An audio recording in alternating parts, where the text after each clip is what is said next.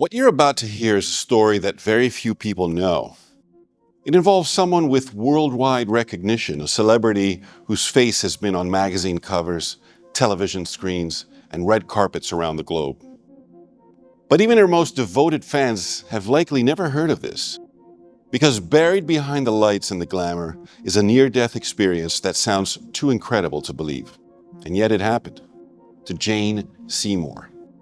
Jane Seymour is an internationally famous actress. She played Bond girl Solitaire in Live and Let Die.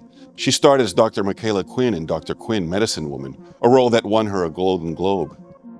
She's appeared on everything from Broadway plays to Hallmark movies to Wedding Crashers.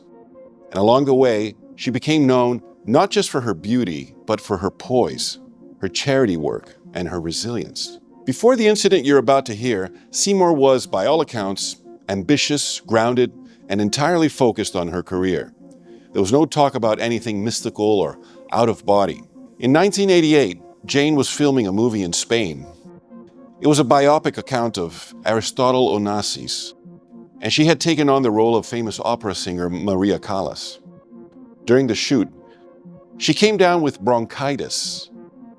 A nurse was called. She was given an antibiotic injection to help her recover quickly and keep filming. But what happened next, you won't believe. The injection was administered incorrectly. Instead of being given in the muscle, the antibiotic was injected straight into her vein, and Jane went into an anaphylactic shock. Her heart stopped. She says she died.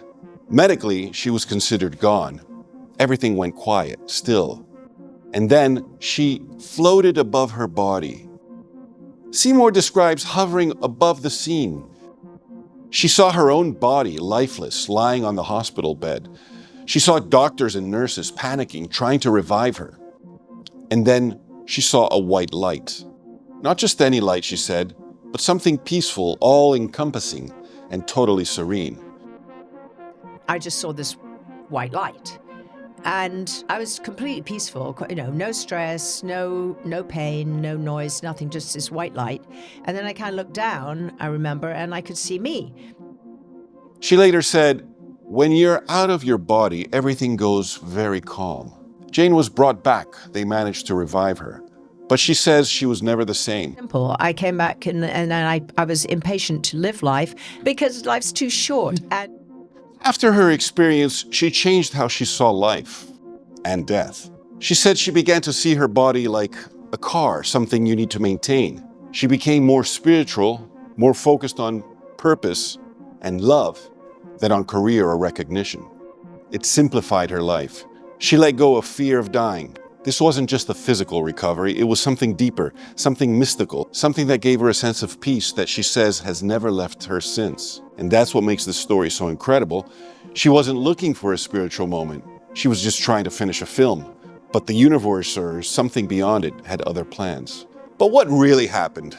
Skeptics say there's a scientific explanation. Anaphylactic shock can reduce oxygen to the brain, causing hallucinations. The white light, a common effect when the optic nerve shuts down. The sensation of floating above the body, possibly a dissociation, a well-documented neurological response to trauma. In other words, Jane Seymour may have believed she left her body, but her brain may have just been shutting down. Still, how do we explain the peace she felt, the clarity she gained? Is it just chemicals and neurons? Or was it something more? Jane Seymour isn't out there preaching about her experience. She doesn't try to sell it. She just tells it how it happened. And what she says, what she knows, is that something profound happened that day in Spain, something she can't fully explain, something you have to decide for yourself. Was it just brain chemistry or a glimpse into something beyond? Let me know what you believe in the comments. Don't forget to like and subscribe.